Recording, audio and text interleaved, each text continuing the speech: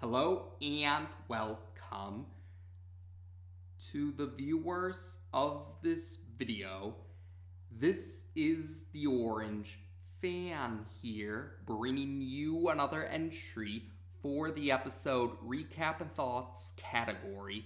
This video will be dedicated to the Funimation dub of episode 85 of Dragonball Super. We begin this episode with Goku and Gohan flying through the sky, continuing their mission to find fighters to recruit for the Universe 7 team of the Tournament of Power. It's at this point in time when Goku and Gohan decide to split up to cover more ground, so to speak. So Gohan is going to go find Piccolo and tell him about the Tournament of Power, while Goku will take up Krillin's suggestion and head to Kami's lookout to see if Dende might know the exact location of Android 17. Krillin reasoned that surely the Guardian of Earth would know the precise location of the inhabitants of Earth. So with the plan decided, Gohan flies off to go see Piccolo, or to go find Piccolo. And before Goku flies off, he notices off in the distance that Boo is training. At this point in time, we the viewers only see the back of Boo. Goku is intrigued, so he decides to go investigate Boo's training before he goes to Kami's lookout. Meanwhile, in Universe 11, on the planet of the Kais, we see K teleport into a chamber filled with many TV screens. 6 of these TV screens turn into floating balls of light of varying colors, and each orb shows the face of a Supreme Kai. Each Supreme Kai is the Supreme Kai from 6 of the 8 universes that will be participating in the Tournament of Power. K greets his fellow Supreme Kais, and he begins his meeting with them by saying that he thinks it's for the best if the mortals of their respective universes remain in the dark about the fact that the losing participating universes of the Tournament of Power will be erased from existence. Gowasu says he sees K's logic behind this, but he also comments that the 7th universe's Supreme Kai Shin is not present for this meeting. K admits that he didn't invite Shin, or Old Kai for that matter, because of the fact that a mortal from Universe 7, Goku, reminded Zeno about the Tournament of Power. This is despite the fact that the Grand Minister had already revealed to them that the reminder for the Tournament of Power actually gave the low mortal level universes a chance to survive, because the low mortal level universes were already planned to be erased from existence. Universe 9 Supreme Kai, though, thinks that the meeting is a waste of time because they can't do anything to change the outcome, so he decides to leave the meeting so that he can focus on finding fighters for the 9th Universe's team. Fua is acting rather nervous, but the bearded Supreme Kai, voiced by Charlie Campbell, acts rather excited about the Tournament of Power. And he also reveals that he is the Supreme Kai of Universe 2 when he comments that he is confident that Universe 2 will claim victory. So the bearded Supreme Kai is the Supreme Kai who was in the same spectator seat as the female destroyer during the Zeno Expo. So that means the female destroyer is Universe 2's destroyer, and by process of elimination, that means the universe with the mouse destroyer is Universe 4, and the mouse destroyer is Universe 4's destroyer, naturally. So, in any case, though, yes, Universe 2's Supreme Kai is actually rather excited about the Tournament of Power, and he's confident that his universe will prevail. Universe 3's Supreme Kai, on the other hand, argues that his universe, Universe 3, will claim victory because of intellect. So the Supreme Kais of Universe 2 and Universe 3 start to argue with one another in a bronze versus brains argument until K gets them to be quiet. And Universe 4's Supreme Kai can't help but make a comment about how ridiculous the argument driven by egos was.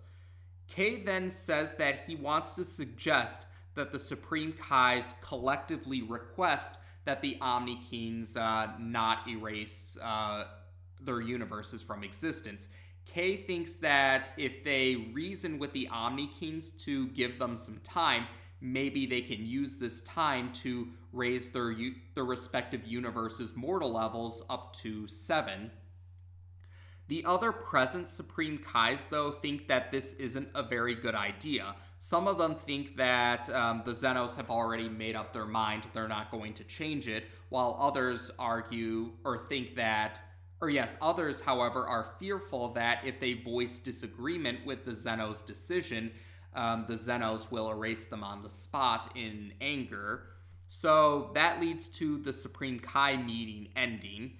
K comments to himself about how it's a shame that none of those Supreme Kais took him up on his offer to save all of the low mortal level universes, but then he says to himself with confidence that he has no doubts that Universe 11 will claim victory in the Tournament of Power. And while he's talking to himself, we see several of the TV screens light up, and each of these TV screens show the silhouettes of varying characters. Back in Universe 7, Goku arrives at Hercule's mansion where he sees Boo training out in the front yard. Hercule sees Goku and he tells him that Boo has become very excited after the Xeno Expo.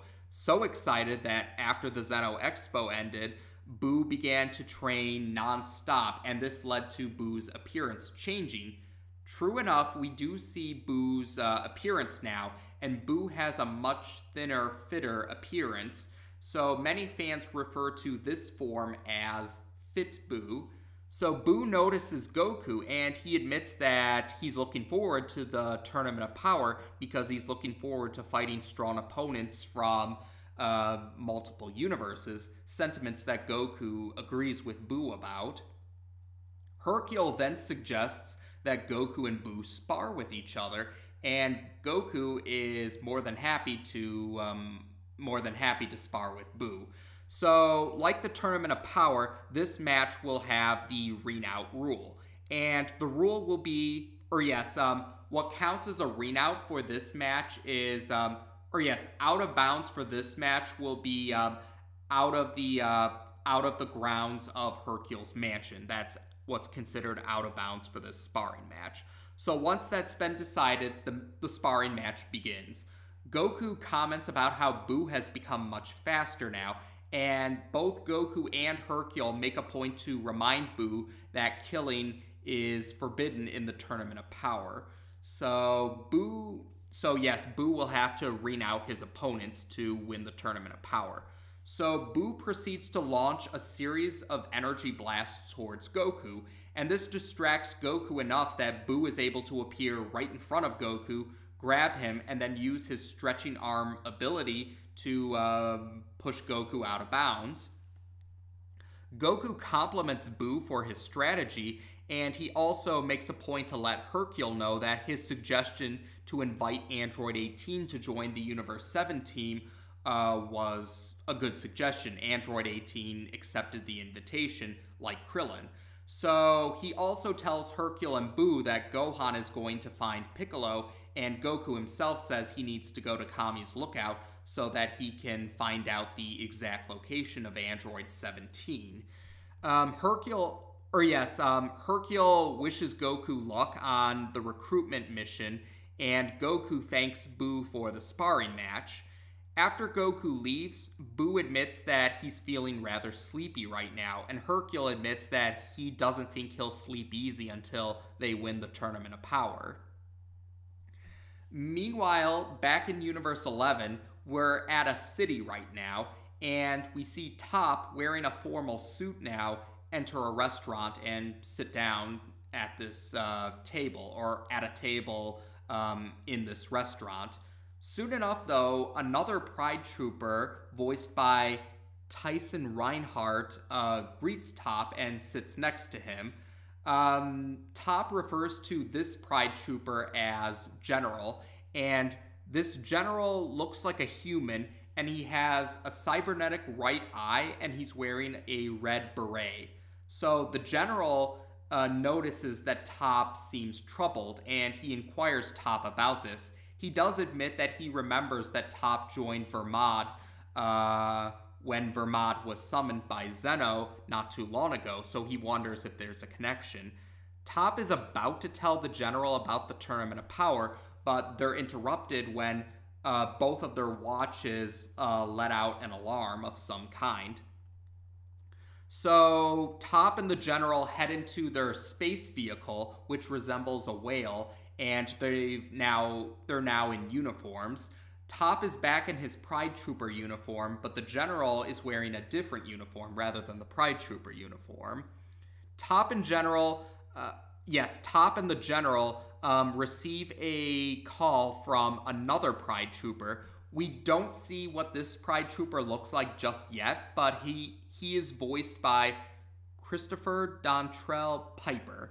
And this Pride Trooper explains that a space creature is attacking a planet known as Daldon, and he requests backup. So Top and the general proceed to head off to Daldon to help this Pride Trooper out. Next up, we head to Universe 6, and we see that Champa found out about the Supreme Kai meeting that took place a little while ago, so Champa was inspired to hold a meeting with the Destroyers. Well, Destroyers from 6 of the 8 participating universes for the Tournament of Power. The Angel Assistants are also present because the Angel Assistants are using their holo screens from their staffs to allow the Destroyers to communicate with one another. So Champa arranged this meeting to see if any of the Destroyers he wants to make sure that the other Destroyers aren't planning to cheat during the Tournament of Power or have their respective universes' teams cheat during the Tournament of Power.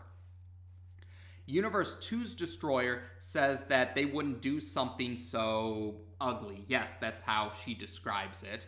And the Universe 4 Destroyer, voiced by Melly Grant, makes note that the Zenos would erase them on the spot if any of them were caught cheating.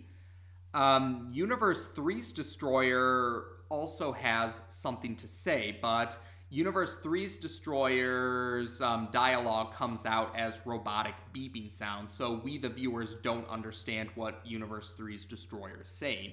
So Universe 3's Angel Assistant, voiced by Calvin Scott Roberts, translates for Universe 3's Destroyer. He also reveals the name of Universe 3's Destroyer to be Moscow. So, yes, Universe 3's Angel Assistant translates Moscow's question, which is, why is Universe 7's Destroyer, Beerus, not present for the Destroyer meeting? And Universe 2's Destroyer is also curious about Beerus' absence. Universe 4's Destroyer figures that it probably has to do with the fact that Goku, a mortal from Universe 7, was the one who reminded Zeno of the tournament, and he also comments that Goku is the reason why they're in this mess.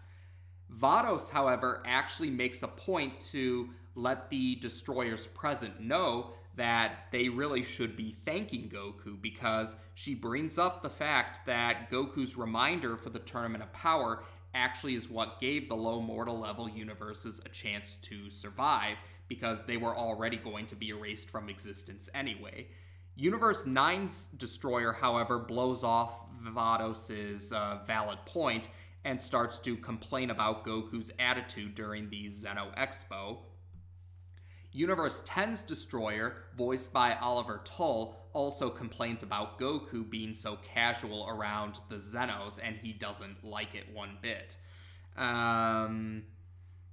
Universe 2's Destroyer, however, actually compliments Goku. She admits that she finds Goku oddly fetching. Those are her words. And Vermod, however, thinks it really doesn't matter because he's confident that Universe 11 will win the Tournament of Power because Universe 11's team will consist of the Pride Troopers.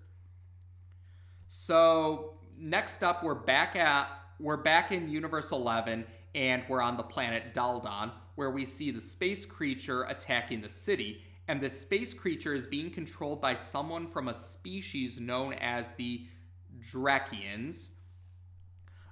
We do see the Pride Trooper who is fighting this space creature. This Pride Trooper is a purple rabbit, and interestingly enough, this rabbit actually bears a strong resemblance to Beerus, despite the fact that Beerus is a cat, while this Pride Trooper is a rabbit. But yes, we also see that the rabbit Pride Trooper is using super speed to battle against the space creature. Eventually, though, the Drakian's creature manages to capture the rabbit Pride Trooper and plans to devour him, but Top and the General arrive to help their comrade out and free him from the clutches of this creature. They also reveal the rabbit Pride Trooper's name to be Dispo. So the 3 Pride Troopers present perform some poses and declare their names, or shout out their names. The General's name is revealed to be Casarali, and yes, so Top, Casarale, and Dispo all use teamwork, and they're able to defeat the Drakian's creature. The Drakian reveals the name of the creature to be Aragane. Yes, Aragane. And then, yes, the Drakian himself is defeated as well. So the Pride Troopers return to their space vehicle, and Top proceeds to tell Casarale and Dispo about the Tournament of Power and how they need to find the rest of the Pride Troopers because of the plan to have the Pride Troopers act as the Universe 11 team. He also makes a point to comment that Jiren is probably training right now, but they're going to have to interrupt Jiren's training to let him know about the Tournament of Power. And it's at this moment where we actually do get to see Jiren. He's a muscular alien that resembles a gray alien. Yes, he resembles those gray aliens, except he's very muscular. And we see that Jiren is currently meditating right now. So back in Universe 7, Goku finally arrives at Kami's lookout, and he finds out that Dende is actually already aware of the Tournament of Power. He found out when he listened in on their Dende listened in on the conversation when the Supreme Kais, Shin and Old Kai, and Beerus, the Destroyer, arrived on Earth. So when they arrived on Earth, he listened in on their conversation, and he found out about the Tournament of Power that way. Back in Universe 6, we see Champa talking to Fua, and he tells Fua that Champa, will handle recruiting the fighters for the Universe 6 team. And he tells Vados that the first fighter he wants to contact is Cabba, the Saiyan, who participated in the Tournament of Destroyers. So using the holo screen on her staff, Vados contacts Cabba, and Champa makes a point to tell Cabba not only does he want him on the team for the Tournament of Power, but he also wants Cabba to find more Saiyans for the Universe 6 team. Back in Universe 7, Gohan finds Piccolo in a mountain region, and Piccolo says that he's going to help retrain Gohan. Back on Kami's lookout, Dende answers to Goku. Yes, Dende reveals to Goku that he does know the location of Android 17, a big island somewhere in the south, and he even offers to bring Goku to this island that Android 17 is on. So next up, we see some scenes of Android 17 driving around the island, and we also see that the arena is still being built within the Null Realm, and that's how we end this episode.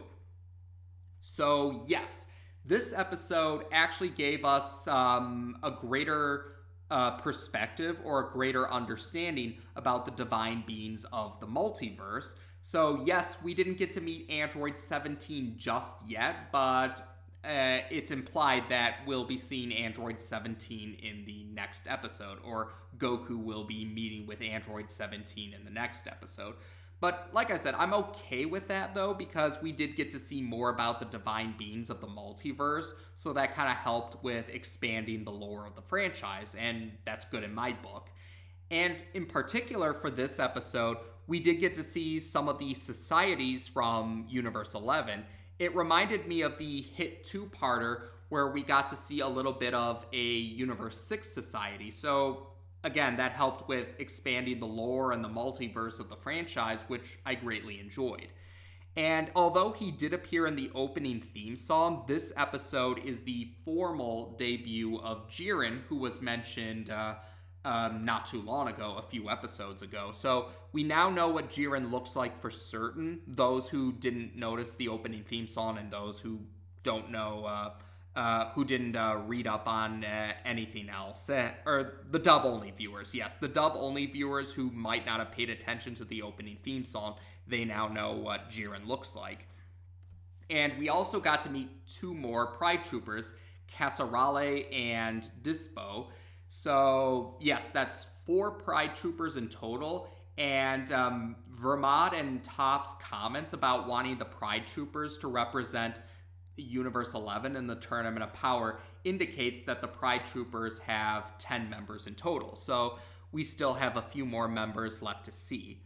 Oh, and speaking of teams, yes, based off of what Ciampa said after the Tournament of Destroyers ended and after Zeno came up with the idea of the Tournament of Power, Ciampa did make a comment about wanting to keep the Universe 6 fighters from the Tournament of Destroyers around for the Universe 6 team of the Tournament of Power. So we can safely say, yes, I think it's safe to say that we already know half of the Universe 6 team.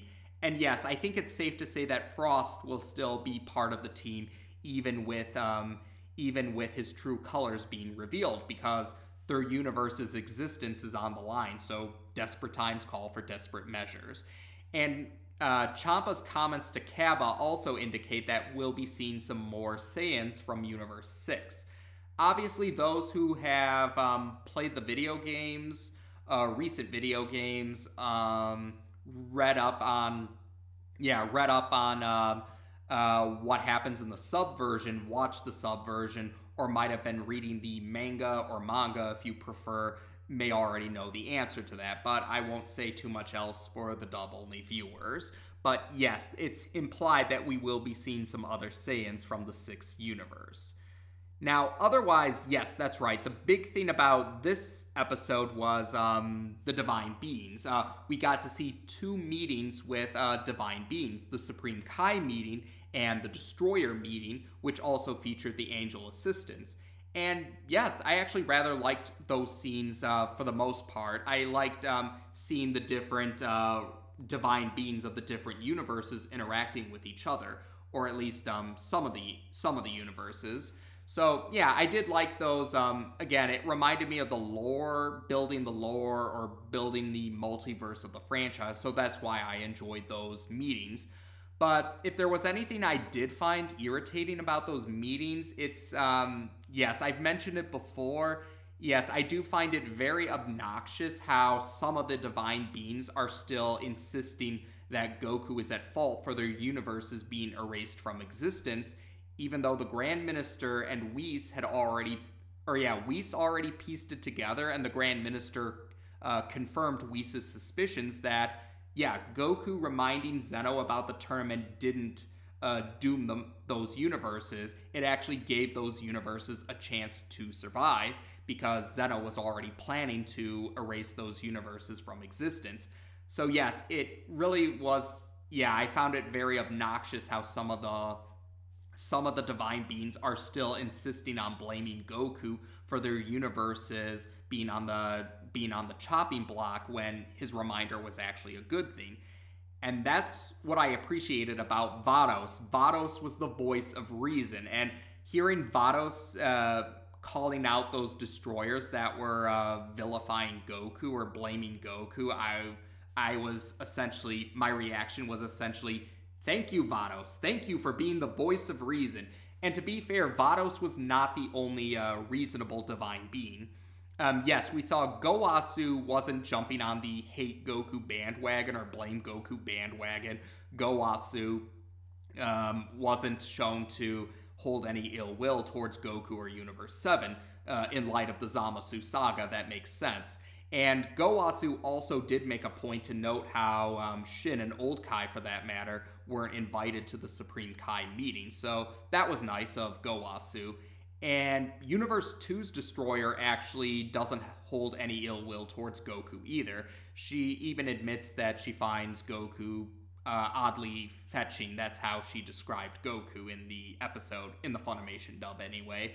And it's implied that Moscow, Universe 3's Destroyer, yeah, him inquiring about Beerus's absence from the Destroyer meeting does suggest that Moscow probably doesn't hold any ill will towards Goku or Universe 7 either. So, yeah, that was pretty nice. Gowasu, Vados, Universe 2's Destroyer, Moscow, and actually the Universe 11 Angel Assistant. That's right. A few episodes ago, Universe 11's Angel Assistant commented that she thought it was uncalled for Toph to call Goku a villain. So, yes, we do have some divine beings that were being reasonable, and I did appreciate that.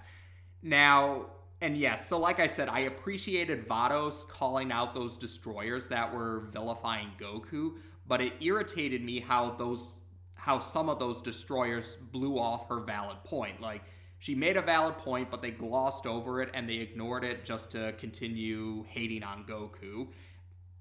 And then they pretty much, although for what it's worth, yes, them blowing off Vados' valid points does make it come off that them blaming Goku is less about them actually believing that Goku really doomed them and more because of either they feel like they can get away with blaming Goku because they dare not voice their disagreement with the Omni Kings, or yeah, they just want a scapegoat to blame because they have a never my fault mentality and are unwilling to admit that their universes were on the chopping block because they didn't do their job as divine beings as well as they could have. Or the other implication is that the destroyer or the divine beings that are blaming Goku are just looking for an excuse to hate Goku because they're jealous of the fact that Goku is considered a close friend to the Zenos, or a combination of all of those. So, yeah, that was definitely irritating. I mean, to be fair, that does happen in real life. There are plenty of people in real life who will act unreasonable. Even when you make a valid point, you spell it out right in front of their face, they still will ignore it, they'll gloss over it, or they'll just come up with any excuse they can to justify not listening to those valid points. And yeah, so yeah, that was the main thing I was irritated by, but I did appreciate how some of the divine beings aren't jumping on the blame Goku bandwagon. And Universe 10's Destroyer in particular, yeah, Universe 10's Destroyer in particular really comes off as an ungrateful jerk because of the Zamasu saga. Either Universe 10's Destroyer doesn't know the fact. Now, yeah, to be fair, maybe Universe 10's Destroyer doesn't know the fact that Goku helped play a role in saving his life from Zamasu. Or alternatively, if he does know and he's still blaming Goku, then yeah, he comes off as even more of an ungrateful jerk. Now, I guess I might as well mention it with the regards to the differences between the anime and the manga for the Universe Survival Saga. The manga didn't have the other divine beings blaming Goku for the for dooming their universe. It was in the manga, the other divine beings don't seem to blame Goku for their universes being doomed to be erased from existence. It's actually other characters from Universe 7. Yeah, in the manga, other Universe 7 characters are the ones that are blaming Goku for their universe being threatened with being erased from existence. Although Shin and Dende actually do bring up the valid point that Vados brought up in the anime episode here. But Beerus in particular kind of blew off that valid point by saying, well, there could have been a better way. And it's like, I mean, it's like that doesn't change the fact that Goku's reminder was still a good thing, because the alternative was being erased from existence without having a chance to defend yourselves or have a chance to survive. So yeah, that was pretty obnoxious too. So it's whether it's the anime or the manga, there are some characters that come off as ungrateful jerks towards Goku when they should be thanking him. But Thankfully, it doesn't seem to get brought up too much more often in the later episodes without saying too much else. And there is going to be another divine being, actually, who brings up that Goku's reminder was a good thing. I'll bring that up when we get to that. But yes, I kind of rambled there, I admit. But yeah, that's probably been the main irritation I've had with this saga. But yes, it's not enough to ruin the saga for me. It's just I think we all have our grievances here or there. So otherwise, yes, I thought Fit-Boo was another cool thing, another cool part of this episode. Yes, I thought Fit-Boo was pretty cool, and I thought it was hilarious that he still had the same voice that Fat-Boo and Good-Boo have, Josh Martin's voice. But I guess I understand it. I mean, technically, it's still the same Boo. It's just his... Yeah, it's not really a transformation in the same way as the other Boo forms, so I guess I understand that logic. And yeah, there are some fans that don't like Josh Martin's Fat Boo, Good Boo voice.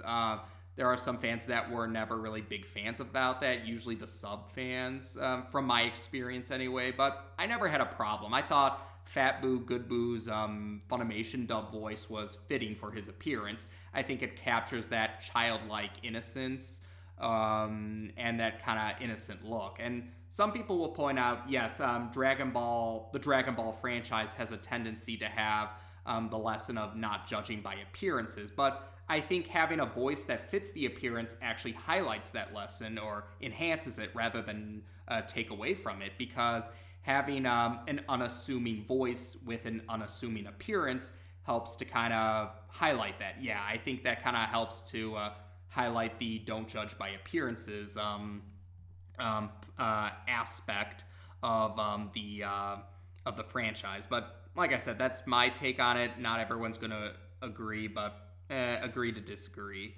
So otherwise, yes, Dende does know the location of Android 17 as Krillin suspected, and Gohan has found Piccolo, and Piccolo is going to help Gohan retrain, which ties back to the Golden Frieza saga, where at the end of the Golden Frieza saga, Gohan made a request to Piccolo to retrain him, so we'll get to see more of that.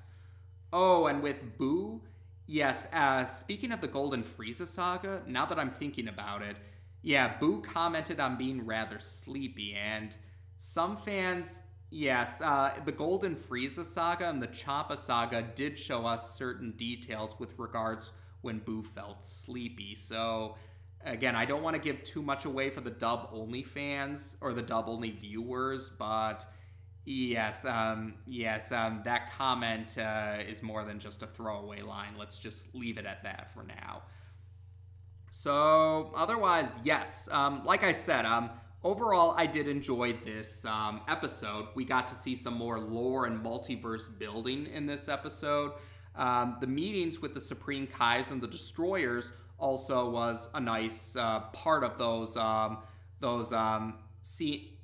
thought they helped with the lore building by showing us interactions among the divine hierarchy's various multiverses. Again, the whole blaming Goku when they really should be thanking him did irritate me, but I did appreciate how some of the divine beings were being reasonable and actually pointed out how irrational it is to blame Goku for something that ended up being a good thing. But yes, and we did get to meet more of the Pride Troopers, so we're going to meet more of the fighters, not just from Universe 7, but we'll get to see more of the fighters from the other participating universes as well, and there's hints of the recruitment happening for the other universes as well. So yeah, that was a bit on the longer side, but there was definitely a lot to cover, I felt, for this particular episode. But otherwise, yes, I believe that's it for the essentials of this episode. So as of this video, we've now discussed the Funimation dub of episode 85 of Dragon Ball Super on this channel. Take care, and until next time.